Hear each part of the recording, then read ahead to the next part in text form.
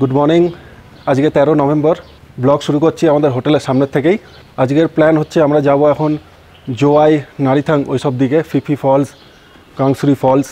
গাড়ি আমাদের এসে গেছে, পুলিশ বাজারে দাঁড়িয়ে আছে। সেন্টার পয়েন্টের কাছাকাছি চলে এসেছি। সামনেই দেখা যাচ্ছে আই লাভ শিলং।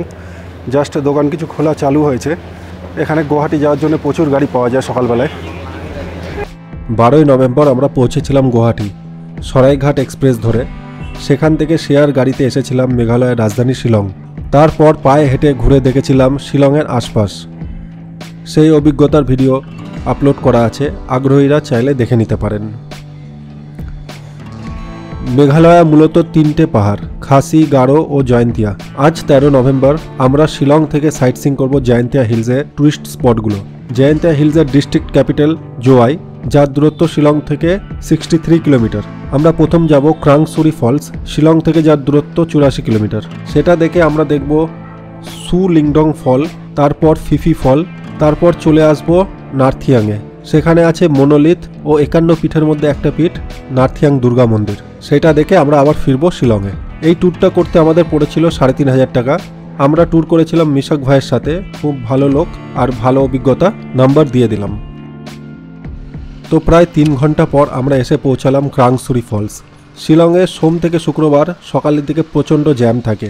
আমাদের প্রায় 30 মিনিট শিলং শহর থেকে বেরোতেই লেগে গেছিলো। রাস্তার কন্ডিশন খুব ভালো সব জায়গায়, কিন্তু এই মেন রোড থেকে 1 কিলোমিটার ক্রাংসুরি পার্কিং অবধি রাস্তাটা অফবিট, নতুন তৈরি হচ্ছে। 1 কিলোমিটার পর আপনি এসে পৌঁছাবেন এই পার্কিং প্লেসে। তো মোটামুটি এখন এসে পৌঁছালাম ক্রাংসুরি ওয়াটারফলস। শিলং থেকে আমরা বেরিয়েছিলাম 7:30টার সময়, জ্যামে ফেসে গেছিলাম। এখন বাজে হচ্ছে পুরো 10:30। আমরা এসে পৌঁছালাম ক্রাংসুরি। তো মোটামুটি 3 ঘন্টা লেগেছে। জ্যাম না থাকলে 2.5 ঘন্টা মতো সময় লাগবে। এখানে পার্কিং ফি নিল 50 টাকা। এই ওখান থেকে আসলাম, জাস্ট 3-4 মিনিট হেঁটেই আসলাম। এখানে আবার এই যে সিঁড়ি আছে, এই জায়গাটায় আবার পরিষ্কার ভালো রাস্তা করা রয়েছে। এই যে এখানে এরকম সিঁড়ির মতো করা রয়েছে। এখান থেকে আমি ওয়াটারফলের আওয়াজটাও পাচ্ছি জলের। এই সামনে একটা এখানে জায়গা করা রয়েছে, এখানে ভিউ পয়েন্ট মতো, ওই দিকটাতেই যাচ্ছি। আচ্ছা দেখুন, এখান থেকে দেখা যাচ্ছে এই যে ক্রাংসুরি ওয়াটারফল। এই যে এই ফলসটা, এখানে এই নদীটা নেমে আসছে, এই যে এখান থেকে নেমে আসছে, এসে এখানে এই ফলসটা জেনারেট করছে, এখানে ফলসটা তৈরি হচ্ছে। ওই নিচে অবধি যাবো আমরা। এই যে ভিউ পয়েন্ট, এই যে আমরা এই রাস্তাটা দিয়ে আসলাম উপরের থেকে। এই যে এখন নিচের দিকে চলে যাব ফলসের দিকে। এই সামনেই রয়েছে এই যে এখানে টিকিট কাউন্টার রয়েছে। 15 থেকে 20 মিনিট ম্যাক্সিমাম হেঁটে লাগবে, যদি খুব আস্তে আস্তে হাঁটাই হয়। 50 টাকা করে পার হেড টিকিট। আর এই সামনেই ওয়াটারফল, ওখানে বসার জায়গা, আর ওইদিকে ওয়াশরুম আছে। এইদিকেও একটা ওয়াশরুম আছে, এই যে এখানে। এই হচ্ছে চারিপাশে এনভায়রনমেন্টটা। তো বন্ধুরা, এই আপনাদের সামনে ক্রাংসুরি ওয়াটারফল। ভালো জল আছে, আজকে নভেম্বরের 13 তারিখ। তো সুন্দর জল পড়ছে এখানে। জলের কালারটা নিচে দেখুন, সেই সি গ্রিন কালার হয় সেই রকম ঠিক একদম লাগছে।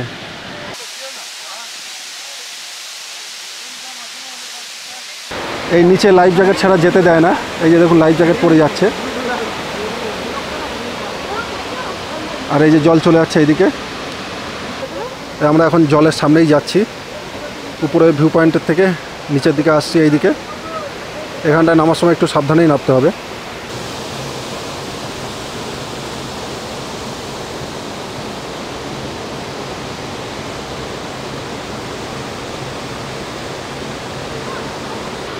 এই যে আমরা এখানটায় দাঁড়িয়েছিলাম, পাশ থেকে এই যে এখান থেকে এসে এই জায়গাটায় আসা যায়।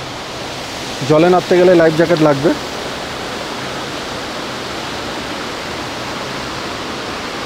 আমরা এখন ফলসের উপর দিকটায় চলে আসলাম। এই যে এখান থেকে ফলসটা পড়ছে উপর থেকে। নিচে দেখুন কয়েকজন লাইফ জ্যাকেট পরে জলে নেমেছে। এখানে আমরা দাঁড়িয়েছিলাম এই ইয়েটার উপরে, ভিউ পয়েন্টের উপরে। আর সামনে হচ্ছে বোটিং। এবার একটু বোটিংয়ের দিকটাতে যাই। ওই যে দেখুন বোটিং হচ্ছে, একজন বোটিং করছে। এই যে আমি হাঁটছি এখান দিয়ে, এখানেও দেখুন এরকম গর্ত গর্ত মতো রয়েছে, বেশ একটা অন্যরকম একটা বেশ সুন্দর ডিজাইন তৈরি করেছে। এই গর্তগুলো কিসের আমি ঠিক জানি না, কিন্তু এই ফলসের এইখানে দেখছি এরকম অনেক গর্ত তৈরি হয়েছে জলের মধ্যে।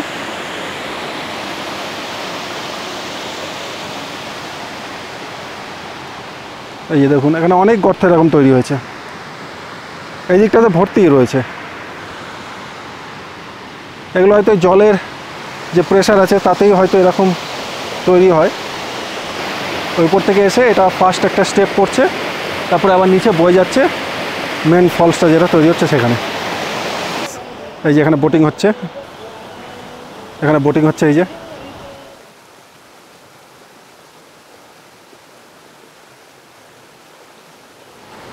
জল দেখুন একদম ক্রিস্টাল ক্লিয়ার, আপনি নিচ অবধি দেখতে পারবেন, নিচ অবধি পুরো দেখা যাচ্ছে।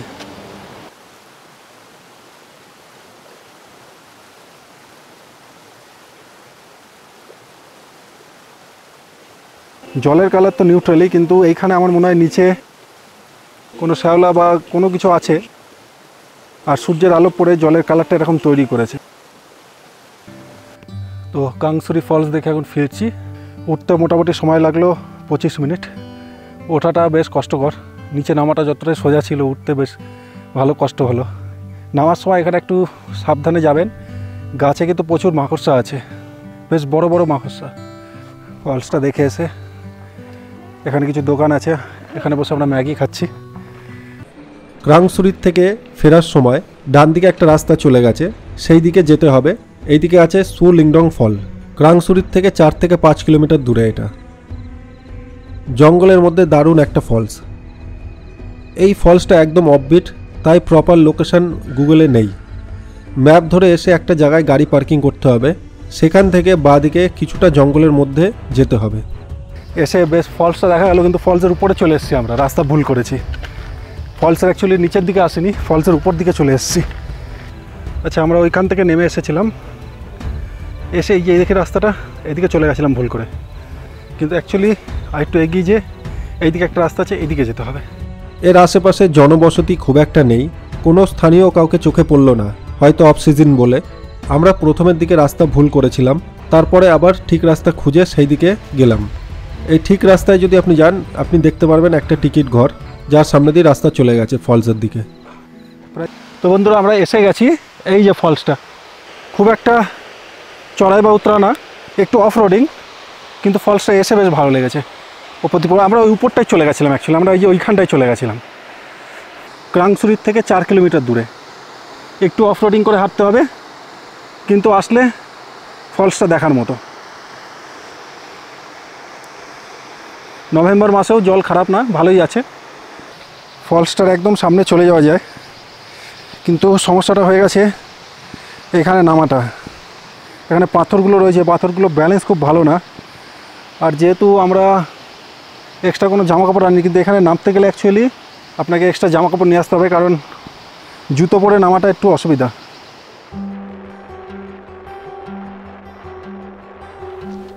এরপর আমরা এলাম মেঘালয়ের আরেকটা পপুলার ওয়াটারফলে, যেটা হলো ফিফি ওয়াটারফল। এই পার্কিং থেকে নৌকা ধরে ছোট্ট একটা ক্যানাল পার করতে হয়, মাথা পিছু 100 টাকা নেয় যাওয়া আসা মিলিয়ে। ওই পারে নেমে প্রায় 20 মিনিট হাঁটতে হবে। 20 মিনিট পর এসে পৌঁছাবেন ফলসের উপরের দিকটা। সেখান থেকে আরেকটু কিছু এগিয়ে নিচের দিকে নামতে হবে, সেটাও প্রায় 20 মিনিট নিচে নামতে হবে। একদম ফলসের সামনে চলে আসবেন, যে মেন ফলসটা। একজন ট্যুরিস্টের সাথে এখনই কথা বলছিল, সে ফলসটা দেখে আসছিল, ফিরছিল, বললো আমরা নাকি এখন শুধু স্টার্টিং করেছি, এখনও 20 মিনিট হাঁটতে হবে, তারপরে আবার নিচে যেতে হবে। তা মনে হচ্ছে এই ফলসটায় বেশ কিছুটা টাইম যাবে। এই ফিফি ফলসে আসার একটা শর্টকাট রাস্তা আছে, যেখানে এই ক্যানালটা পার হতে হয় না। এই মেন পয়েন্টে আসার আগে একটা রাস্তা ডান দিকে চলে গেছে গ্রামের মধ্যে দিয়ে। আমাদের ড্রাইভার প্রথমে চেষ্টা করেছিল সেই দিকে যাবার, কিন্তু সেখানে ছোট গাড়ি নিয়ে যাওয়া সম্ভব না। আপনার যদি বাইক থাকে বা আপনি হেঁটে যেতে চান, আপনি যেতে পারেন। প্রায় 1.5 থেকে 2 কিলোমিটার হাঁটতে হবে। সেখানে 100 টাকা বোটিং চার্জেস লাগবে না। ফিফি ফলসের টিকিট 30 টাকা। এই এদিক থেকে নিচে নামতে হবে, সিঁড়ি করা আছে। এই একদম এদিকে এসে প্রথম হচ্ছে এইটা, তারপরে নিচে নেমে আরেকটা। বেশ কিছুটা এসে এখানে এই যে এবার রাস্তাটা নিচের দিকে চলে যাচ্ছে একদম ফলসে যাওয়ার জন্য। যে প্রথম ফলসটা দেখলাম ওইখান থেকে 10 মিনিট মতো হাঁটলেই এই রাস্তাটা পাবেন। তো বন্ধুরা এসে গেছি মোটামুটি এই সামনেই ফিফি ফলস, অনেকটাই নিচে, এখনও ওই যে দেখছেন ওই জায়গাটায় যেতে হবে, অনেকটা নিচে আছে। তো বন্ধুরা এই হচ্ছে ফিফি ফলস, জয়ন্তিয়া হিলসের সব থেকে ফেমাস ওয়াটারফল দুটো, যেটা হচ্ছে ক্রাংসুরি আর ফিফি। আগেরটায় আমরা ক্রাংসুরি দেখেছি আর ফিফি হচ্ছে সব থেকে বেশি পপুলার। ওই পাশ থেকে অনেকে নামছে, আমি বললাম যেটা আরেকটা রাস্তা আছে, অনেকে ওই পাশ থেকেও এসেছে। ওই পাশটা শর্টের রাস্তা।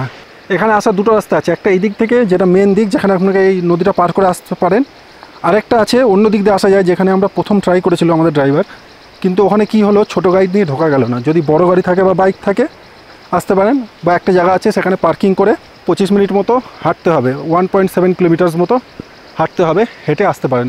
সেখানে আপনাকে 200 টাকাটা দিতে হবে না। ফিফি থেকে ফেরার সময় আমাদের চোখে পড়লো এই পিচার প্লান্টগুলো। এই ফানেলের মতো ফুলগুলোর মধ্যে একরকম চিপচিপে লিকুইড থাকে। পোকা সেই গন্ধে এসে এর মধ্যে লিকুইড খেতে ঢোকে, তারপরে আটকে মরে যায়। তারপর পোকার গায়ের রস এই গাছ শুষে নেয়।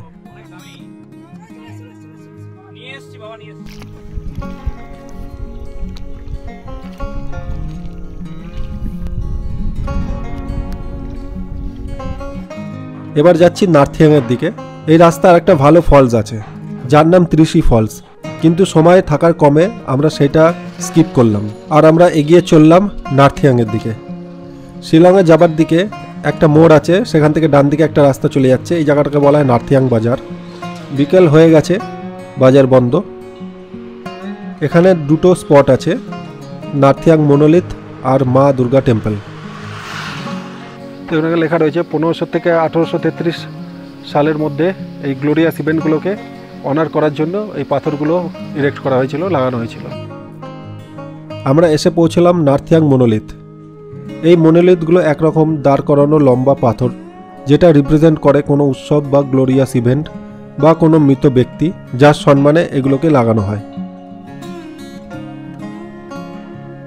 এই মনোলিথগুলো বসানো হয়েছে 1500 থেকে 1833 সালের মধ্যে জয়ন্তিয়া রাজাদের বিভিন্ন গ্লোরিয়াস কাজ ও তাদের সম্মান দেওয়ার জন্য। এগুলো এখানে archaeological survey of India maintenance করে।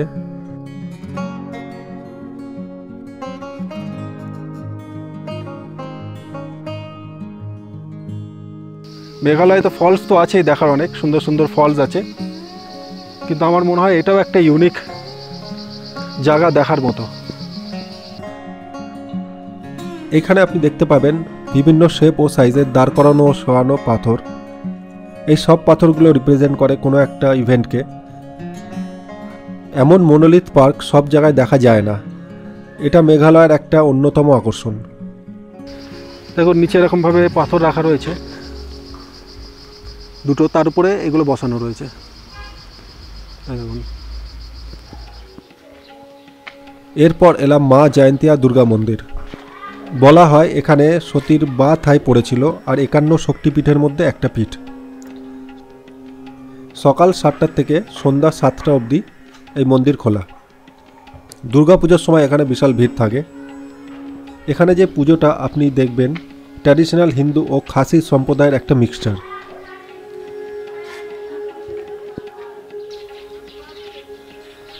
এখানে আমাদের প্রায় সন্ধ্যা হয়ে গেছিল, তারপর আমরা ফিরে এলাম শিলংয়ে। তো এখানেই শেষ করছি আজকের এই ভিডিও। দেখা হবে পরের ভিডিওতে, সবাই ভালো থাকবেন।